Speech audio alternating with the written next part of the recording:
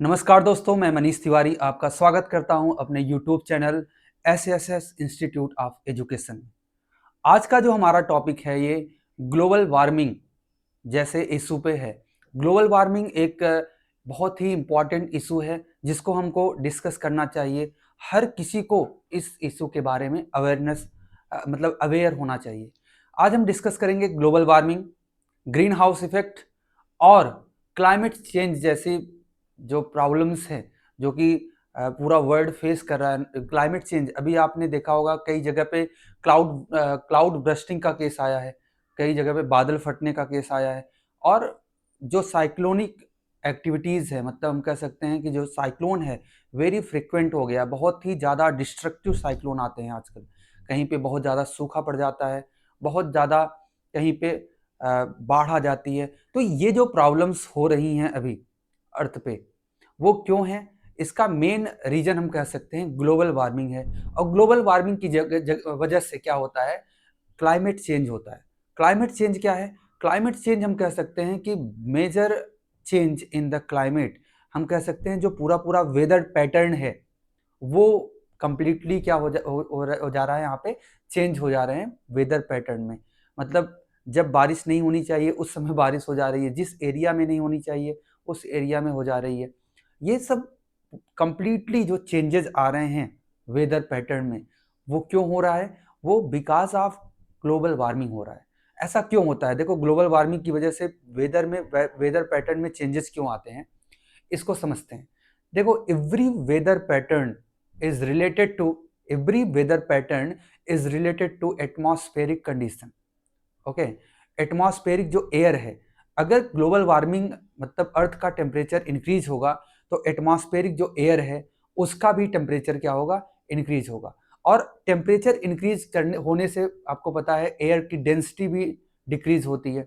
जिस जगह पे मतलब एक लो टेम्परेचर जैसा मतलब हम कह सकते हैं लो टेम्परेचर क्रिएट हो जाता है किसी एक पर्टिकुलर प्लेस पे। और अगर बहुत ही ज़्यादा लो टेम्परेचर क्रिएट हो गया तो वहाँ पे तूफान आने के, वहाँ पे बारिश होने के चांसेस बहुत ही एक्सटेंसिवली होते हैं। ठीक है, तो हम कह सकते हैं changes every weather pattern is related to the temperature and pressure of the atmospheric conditions.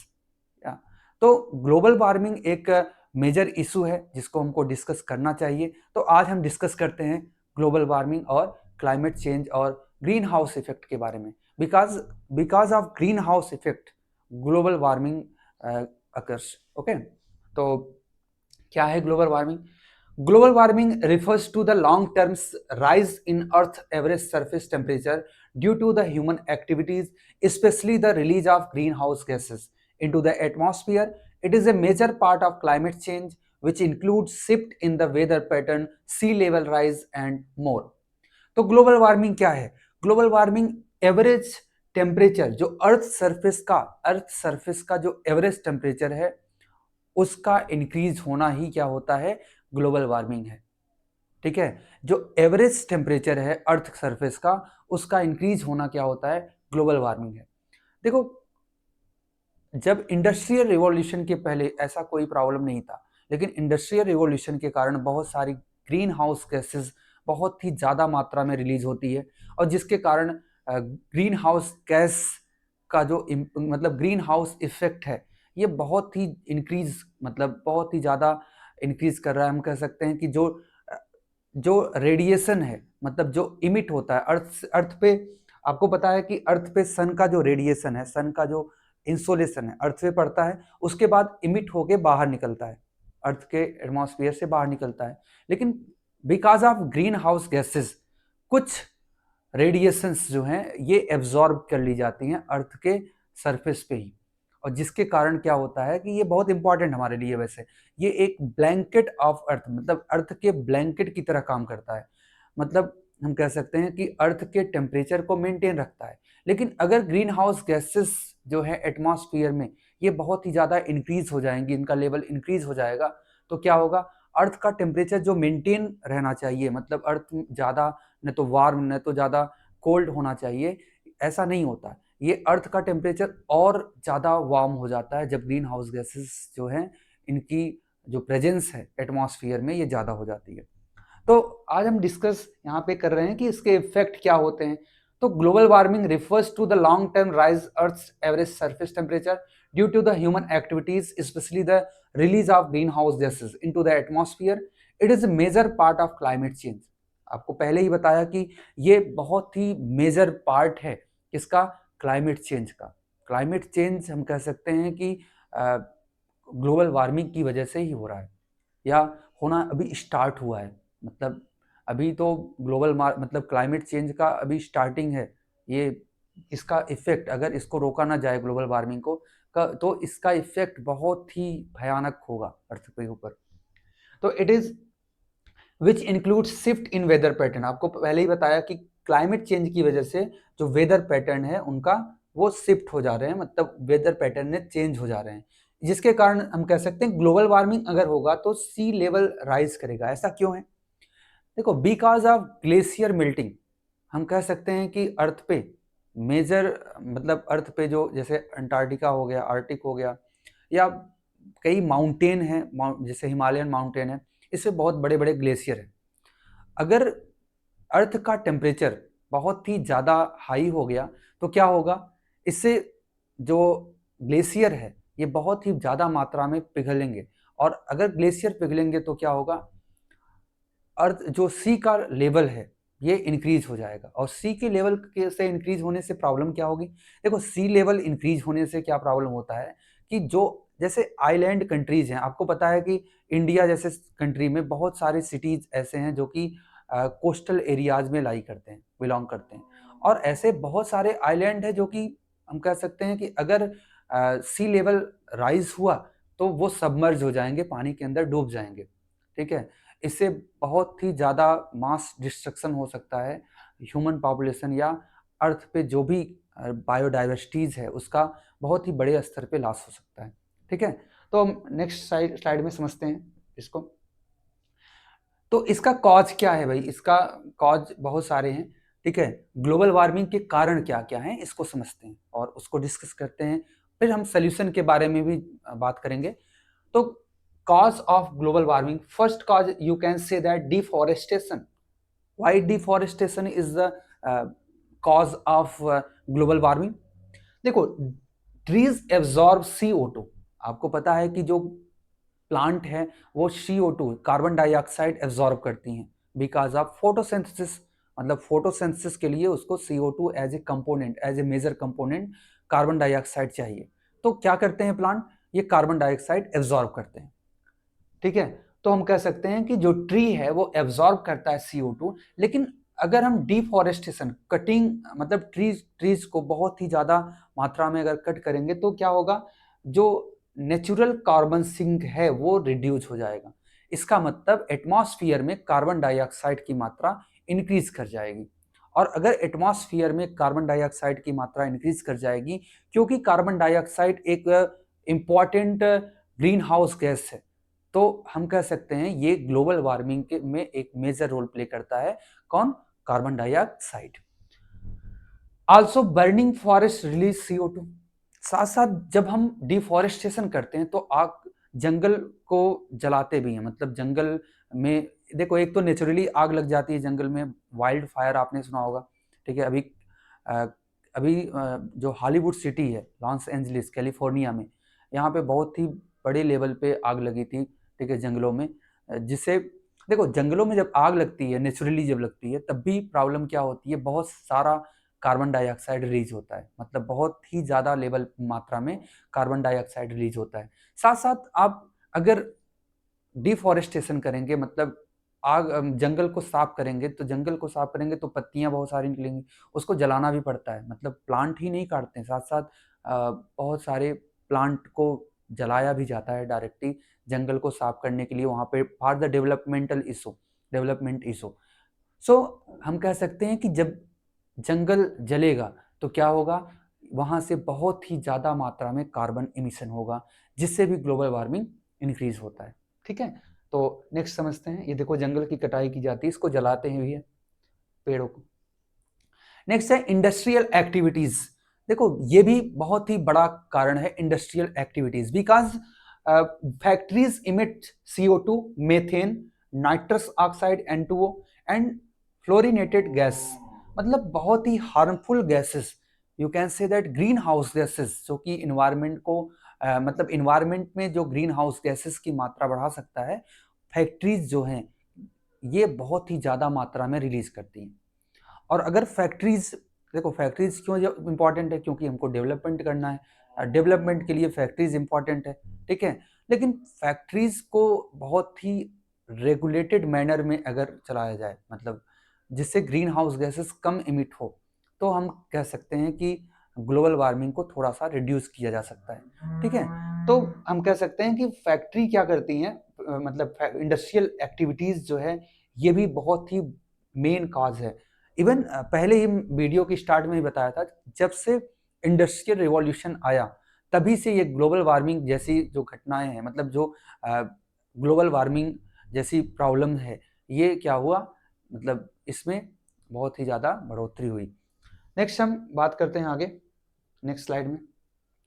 Agriculture is also a cause of global warming. कैसे? Livestock specially cow produce methane during digestion, ठीक है। जो kettles होते हैं ये digestion के time पे क्या करते हैं, मेथेन रिलीज करते हैं, और मेथेन भी एक तरह का क्या है, ग्रीन हाउस गैस है, बहुत इंपॉर्टेंट ग्रीन हाउस गैस है मेथेन। और साथ साथ हम कह सकते हैं fertilizers release nitrous oxide, a very potent green house gas. मतलब फर्टिलाइजर्स जो हम एग्रीकल्चर में यूज करते हैं वो भी क्या है, वो भी नाइट्रस ऑक्साइड रिलीज करते हैं, जो कि बहुत इंपॉर्टेंट ग्रीन हाउस गैसेस हैं। इसके कारण भी ग्लोबल वार्मिंग होता है, क्योंकि एग्रीकल्चर एक्टिविटीज हमारे पूरे वर्ल्ड में, क्योंकि अगर हमको जिंदा रहना, हमको हम किस पे डिपेंड है, हम तो एग्रीकल्चर पे डिपेंड है फॉर द फूड। हम एग्रीकल्चर पे मोस्टली डिपेंड होते हैं, या लाइव स्टॉक पे डिपेंड होते हैं। मतलब एग्रीकल्चर या लाइव स्टॉक पे डिपेंड होते हैं, मतलब पशुओं पे डिपेंड होते हैं फॉर द फूड। तो ये भी बहुत extensively green house gases produce करता है, क्या क्या, मेथेन और नाइट्रस ऑक्साइड। नेक्स्ट हम बात करते हैं ग्रीन हाउस इफेक्ट है क्या। ग्रीन हाउस इफेक्ट क्या है, डेफिनेशन क्या है ग्रीन हाउस इफेक्ट का।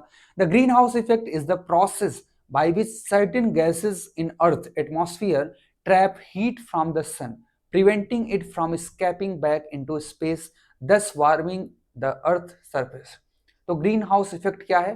ग्रीन हाउस इफेक्ट एक प्रोसेस है, एक प्रोसेस है जिसमें क्या होता है कि कुछ गैसेस जो हैं अर्थ के एटमॉस्फेयर में ये हीट को ट्रैप करती हैं, हीट को ट्रैप करती हैं, और जिससे क्या होता है कि अर्थ के एटमॉस्फेयर से इसको बाहर निकलने में रोकती हैं, मतलब प्रिवेंट करती हैं कि ये अर्थ के एटमॉस्फेयर से बाहर न जा पाए, ठीक है। और इस प्रोसेस को बोलते हैं हम ग्रीन हाउस गैस, जिसके कारण अर्थ जो है वार्म रहता है। देखो ग्रीन हाउस गैसेस इंपॉर्टेंट भी है। क्यों इंपॉर्टेंट है भाई ग्रीन हाउस गैसेस? देखो अर्थ से जो रेडिएशन आ रहा है, बहुत ही ज्यादा मात्रा में जो रेडिएशन आ रहा है, उसको पहले तो ग्रीन हाउस गैसेस रिड्यूस करती है। मतलब सारी जो इमिशन है, सारा जो रेडिएशन है या इंसोलेशन है, ये अर्थ सरफेस तक नहीं पहुंच पाता, ठीक है। तो ग्रीन हाउस गैसेस अर्थ का टेम्परेचर बहुत ही ज्यादा नहीं होने देती। क्यों? क्योंकि जो सन से जो हीट आ रही है, सन से जो रेडिएशन आ रहा है, सारा रेडिएशन अर्थ सरफेस तक नहीं पहुंच पाता because of green house gas. इससे बहुत ही ज्यादा मात्रा में अर्थ का टेम्परेचर हाई नहीं हो पाता, ठीक है। नेक्स्ट ये है कि जब अर्थ पे ग्रीन हाउस गैस, मतलब अर्थ पे जो रेडिएशन पड़ता है, स्ट्राइक करता है, उसके बाद ये फिर से क्या होता है, रिफ्लेक्ट बैक, मतलब फिर से रिफ्लेक्ट होता है। और रिफ्लेक्ट होके, अगर ग्रीन हाउस गैसेस नहीं होती तो रिफ्लेक्ट होके सारा जो हीट है, सारा रेडिएशन, ये मोस्टली कहाँ चला जाता, स्कैप कर जाता अर्थ के एटमॉस्फेयर से। इससे प्रॉब्लम क्या होती, दिन में बहुत ही ज्यादा टेम्परेचर होता और रात में बिल्कुल लो टेम्परेचर होता। तो ग्रीन हाउस गैसेस मेनली ये क्या करती हैं, एक अर्थ के ऊपर एक ब्लैंकेट की तरह काम करती हैं। न तो बहुत ही ज्यादा अर्थ हीट हो पाता है, न तो बहुत ही ज्यादा अर्थ कोल्ड हो पाता है।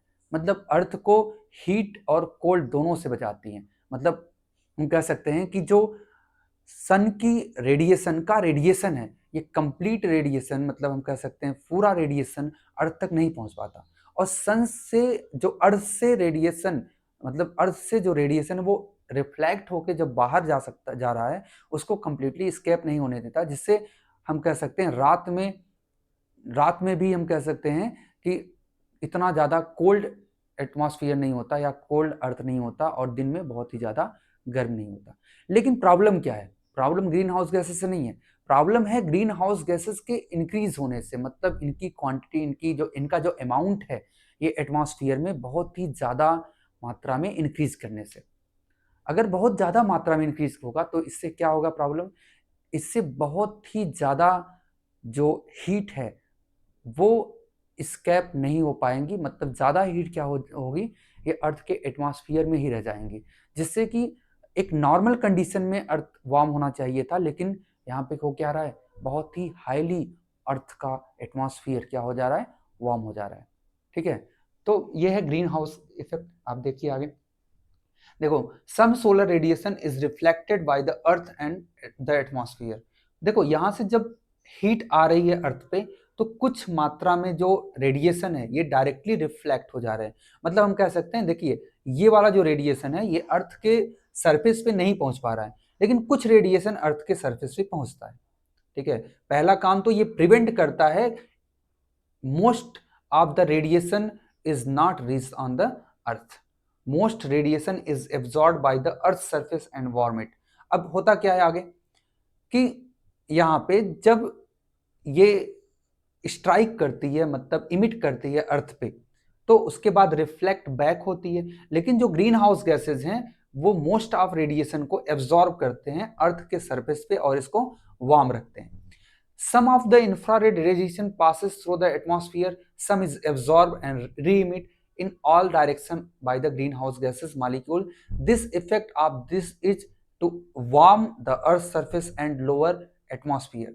ठीक है, तो मतलब मोस्टली ग्रीन हाउस गैसेस क्या करती हैं, ये एब्जॉर्ब कर लेती हैं जो रेडिएशन है अर्थ का, मोस्ट रेडिएशन को एब्जॉर्ब कर लेती हैं, जो इमिट हो रहा है, इमिट होके रिफ्लेक्ट हो रहा है, उसको स्केप कंप्लीटली नहीं होने देती, जिसके कारण अर्थ वार्म रहता है इन नाइट आल्सो। ठीक है, नेक्स्ट समझते हैं आगे, how to green house work, इसको समझते हैं स्टेप बाय स्टेप। इसको हमने डिस्कस वैसे कर लिया है, इसको बस रीड कर लेते हैं क्या क्या लिखा हुआ है। देखिए, फर्स्ट है solar radiation arrive, the sun emit energy as visible light and heat, this energy passes through the earth atmosphere and reaches the surface, the earth sir absorb and reflect energy, तो earth surface absorb most of the sunlight and warm up. ठीक है, earth surface पे जो earth surface क्या करती हैं, ये absorb करती हैं सनलाइट को और अर्थ सरफेस को वार्म रखती है। The surface then re emit energy back as infrared radiation, मतलब जो अर्थ सरफेस है ये फिर से इमिट कर देती हैं जो रेडिएशन है, मतलब emit back to from the atmosphere of earth. लेकिन यहाँ पे काम आता है किसका, ग्रीन हाउस गैसेस का। तो some of the infrared radiation escape into space, मतलब कुछ रेडिएशंस जो हैं वो क्या होती हैं, स्कैप कर जाती हैं स्पेस में फिर से, लेकिन greenhouse gases in atmosphere absorb and reradiate some of this heat back toward the earth. लेकिन क्या होता है, कुछ रेडिएशन को जो ग्रीन हाउस गैसेस हैं वो रिफ्लेक्ट कर देती हैं या एब्जॉर्ब कर देती हैं, reflect back to the earth और एब्जॉर्ब इट, जिससे क्या होता है, this keep the planet warmer than it would be otherwise. ठीक है, जिससे क्या होता है कि अर्थ जो प्लैनेट है ये वार्म रहता है। ठीक है, तो इसको हमने समझा दिया है, आगे हम चलते हैं। एविडेंस ऑफ ग्लोबल वार्मिंग, मतलब एविडेंस क्या है ग्लोबल वार्मिंग की, क्या साक्ष्य है, मतलब कैसे पता चलता है कि अर्थ का टेम्परेचर वार्म हो रहा है, मतलब अर्थ का टेम्परेचर राइज हो रहा है, ये पता कैसे चलता है, मतलब इसका एविडेंस क्या है। फर्स्ट एविडेंस क्या है, rise in the global temperature, earth temperature has increase by about 1.1 degree Celsius since the late 19th century. ये थोड़ा डेटा और भी बढ़ गया है, 1.5 डिग्री सेल्सियस से भी ऊपर हो गया है, अर्थ का टेम्परेचर इंक्रीज हो गया है। ठीक है, और melting glacier and ice cap, Arctic ice is shrinking. आपको पता होगा आर्कटिक का जो आइस है वो धीरे धीरे क्या हो रहा है, श्रिंक हो रहा है, मतलब बहुत ही ज़्यादा मात्रा में ग्लेशियर मेल्ट हो रहे हैं। Rising sea level due to the melting ice and thermal expansion, rising the sea level. Extreme weather event, आपको पता है कि heat wave, intense heat wave आ रही है, बहुत ही ज़्यादा ड्रॉट पड़ रहा है, कहीं पे कहीं फ्लड आ रहा है, कहीं स्टॉर्म आ रहा है, मतलब इनकी फ्रिक्वेंसी इंक्रीज हो गई है, ये बहुत ही ज़्यादा मात्रा में हो रहे हैं। पहले भी होते थे लेकिन अब बहुत ही एक्सटेंस हैं और बहुत ही डेंजरस हैं। Ocean warming and acidification harm marine life like coral and fishes. मतलब जो ओशन वार्मिंग है और एसिडिफिकेशन, इससे क्या हो रहा है कि मैरीन लाइफ जो है या कोरल और फिशेस, इसको हार्म पहुंचा रहे हैं। नेक्स्ट हम समझते हैं, जैसे आप देख रहे हो ये मेल्ट हो रहा है, यहाँ पे आइस मेल्ट हो रहा है, साफ साफ दिख रहा है आपको। ये देखो चक्रवात आ रहे हैं, ठीक है, ये बहुत ही ज़्यादा हीट पड़ रही है यहाँ पे, देखो फॉरेस्ट बर्निंग, ठीक है, ये तूफान, बादल, सूखा पड़ रहा है, ठीक है। ऐसे प्रॉब्लम्स यहाँ पे ग्लोबल वार्मिंग की वजह से क्लाइमेट चेंज हो गए और इससे प्रॉब्लम हो गई, ठीक है। नेक्स्ट है effect of global warming. First effect क्या है, इन्वायरमेंटल इफेक्ट। इन्वायरमेंटल इफेक्ट में क्या है, loss of biodiversity, coral bleaching, forest fire. तो इन्वायरमेंटल इफेक्ट में ये है कि बायोडाइवर्सिटी, जब अर्थ का टेम्परेचर, एवरेज टेम्परेचर इंक्रीज होगा, इससे बायोडाइवर्सिटी में बहुत ही ज़्यादा लॉस होगा, बहुत सारे एनिमल्स या बहुत ही ज़्यादा स्पीसीज जो हैं बायोडाइवर्सिटी मतलब फॉरेस्ट के या हम कह सकते हैं प्लेनेट के, वो धीरे धीरे एक्सटिंक्ट होते जाएंगे। नेक्स्ट है कोरल ब्लीचिंग, फॉरेस्ट फायर, मतलब एक्सटेंसिवली फॉरेस्ट फायर होगा, मतलब हम कह सकते हैं फॉरेस्ट फायर अब भी होता है लेकिन ये धीरे धीरे इंक्रीज करेगा इसका अमाउंट जब अर्थ का टेम्परेचर इंक्रीज होगा, ठीक है। नेक्स्ट है ह्यूमन इम्पैक्ट, क्या होगा, threat to food security, crop failure. देखिए अब अगर ग्लोबल वार्मिंग की वजह से बहुत ही ज़्यादा मात्रा में सूखा, ड्रॉट पड़ेगा या हम कह सकते हैं बाढ़ आएगी, तो इससे क्रॉप फेलियर होगा, इससे बहुत ही ज़्यादा मात्रा में जो क्रॉप है, मतलब क्रॉप का प्रोडक्शन, ये भी कम हो जाएगा, और क्रॉप प्रोडक्शन कम होने से ये डायरेक्टली इम्पैक्ट करता है ह्यूमन लाइफ पे, ठीक है। नेक्स्ट है हम कह सकते हैं कि वाटर शॉर्टेज, साथ साथ वाटर शॉर्टेज भी हो सकते हैं। हेल्थ रिस्क, हीट स्ट्रोक आ सकता है, डिजीजेस फैल जाएंगी, ठीक है। इकोनॉमिक लॉस होगा, इंफ्रास्ट्रक्चर डैमेज होगा, रिड्यूस प्रोडक्टिविटीज। देखो इंफ्रास्ट्रक्चर डैमेज कैसे होगा, अगर आप एक्सटेंसिवली मतलब हम कह सकते हैं फ्रिक्वेंट साइक्लोन्स या फ्लड्स आते रहेंगे, तो इससे इंफ्रास्ट्रक्चर भी क्या होगा, बहुत ही बड़ी मात्रा में लॉस होगा। हेल्थ स्ट्राइक मतलब रिस्क क्या है, हीट स्ट्रोक, अगर टेम्परेचर इंक्रीज होगा तो बहुत ही ज़्यादा हीट स्ट्रोक भी आ सकता है। आपको पता है कि गर्मियों में ये प्रॉब्लम्स होती हैं कि हीट स्ट्रोक जैसे, अगर आप काफ़ी देर तक लू में चलते हो तो इससे हीट स्ट्रोक जैसी प्रॉब्लम्स आ सकती हैं। जियो पॉलिटिकल इशूज़ क्या हैं, देखो जियो पॉलिटिकल इशूज़ ये हैं, जैसे क्लाइमेट चेंज अगर होगा, मान लो ग्लोबल वार्मिंग हुआ और कोई भी प्लेस है जहाँ पे बहुत ही इसका ज़्यादा इफेक्ट हुआ, लेट्स से कोई एक प्लेनेट, कोई एक आइलैंड है या कोई एक लेट्स से कोस्टल एरियाज है, कोस्टल सिटीज़ है, और कोस्टल सिटीज़ में क्या हो गया, राइज हो गया, मतलब सी का लेवल राइज हो गया, जिससे कोस्टल सिटीज़ जो है सबमर्ज हो गई। अब इससे क्या होगा, वहाँ के लोग क्या हैं, वहाँ के लोग मूव कर जाएंगे ऐसी जगह पे जहाँ पे प्रॉब्लम नहीं है ऐसी। तो इससे क्या होगा, इससे रिफ्यूजीज इशूज, मतलब जो अभी वार रिफ्यूजीज होते हैं, यहाँ पे क्लाइमेट रिफ्यूजीज का जो प्रॉब्लम है ये होगा जियोपॉलिटिकल इशूज में, या कंट्रीज को ये फेस करना पड़ेगा क्लाइमेट रिफ्यूजीज का जो इशूज है। साथ साथ कॉन्फ्लिक्ट ओवर रिसोर्सेज, अब रिसोर्सेज जो भी बचे हैं मतलब बचेंगे, ठीक है, उसके ऊपर भी कॉन्फ्लिक्ट होगा, मतलब वार भी होगा, तो इससे ये भी इश्यूज यहाँ पे हो सकते हैं।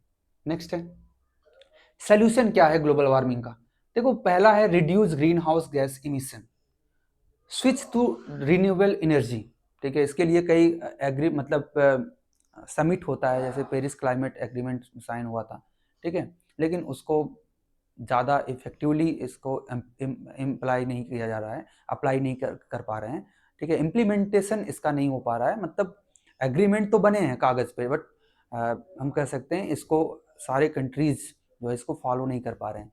जैसे कई कंट्रीज ने टारगेट रखा है, जैसे इंडिया ने टारगेट रखा है 2050 तक शायद ये जो है हाफ इमिशन कर देंगे ग्रीन हाउस गैसेस का। ऐसे कई कंट्रीज ने टारगेट तो रखा है अब, लेकिन इसको ग्राउंड लेवल पे वर्क कर रहे हैं कि नहीं इसका, तो इसको देखना पड़ेगा। आपको ये पता होना चाहिए, देखो जो हमारा जो आपको पता है कि जो भी गवर्नमेंट जब भी चुनाव होते हैं तो एक ये भी इशू होना चाहिए चुनाव में, क्लाइमेट चेंज भी एक मेन इशू होना चाहिए। सारे इश्यूज होते हैं लेकिन क्लाइमेट चेंज कोई डिस्कस नहीं करता। कोई भी गवर्नमेंट आती है तो उसका ये पॉलिसी नहीं होता कि क्लाइमेट चेंज को भी रिड्यूस करना है, ग्लोबल वार्मिंग को भी रिड्यूस करना है। ठीक है, तो नेक्स्ट है improve energy efficiency, promote electrical vehicle. पहला तो reduce green house gas emission कैसे कर सकते हैं, हम रिन्यूएबल एनर्जी पे डिपेंड हो सकते हैं, जैसे सोलर, विंड, हाइड्रो, या इम्प्रूव एनर्जी इफिशियंसीज, एनर्जी की जो इफिशियंसीज हैं इसको हम क्या कर सकते हैं, इम्प्रूव कर सकते हैं। Promote electrical vehicle, electric vehicle को हम प्रमोट कर सकते हैं, क्योंकि इलेक्ट्रिक व्हीकल क्या है, बहुत ही लेस ग्रीन हाउस, मतलब ग्रीन हाउस गैसेस इमिट नहीं करता। ठीक है, afforestation and reforestation, plant more trees and protect forest, मतलब ज़्यादा पेड़ को लगाओ और फॉरेस्ट को बचाओ, जंगल को बचाओ, ये काम कर सकते हो आप। Sustainable agriculture, use organic method.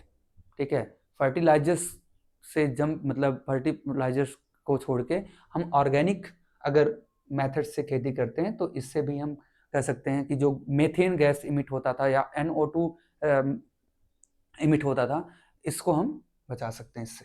Reduce livestock farming, waste management, मतलब वेस्ट का भी मैनेजमेंट से हम कह सकते हैं कि यहाँ पे कुछ ग्रीन हाउस गैसेस रिलीज करना कम हो जाएगा। Recycle and compost, reduce landfill waste. Last है इंटरनेशनल कोऑपरेशन। मेन क्या है कि आपको अगर जो जैसे पेरिस एग्रीमेंट हुआ था वहां पे ग्लोबल एफर्ट की बात की गई थी कि जो एवरेज ग्लोबल टेम्परेचर है इसको 2 डिग्री से कम ही रखना है, इससे ज़्यादा न होने पाए। इसके लिए कई सुझाव दिए गए थे और कई डिक्लेरेशंस पे साइन भी किए थे सारे कंट्रीज ने मिलकर। लेकिन यहाँ पे क्लाइमेट समिट्स एंड पॉलिसीज, बहुत ही अच्छी पॉलिसीज बनाना चाहिए और जिसका इम्प्लीमेंटेशन, मेनली पॉलिसी तो बन जाती है हमारे यहाँ, लेकिन इम्प्लीमेंटेशन नहीं हो पाता। तो साथ साथ पॉलिसीज मेकिंग के साथ साथ उसका स्ट्रिक्टली इम्प्लीमेंटेशन भी होना अनिवार्य है। तो आज के लिए इतना ही, और आप आई होप इस टॉपिक को आप इन डिटेल में समझ गए होंगे। Thank you for watching this.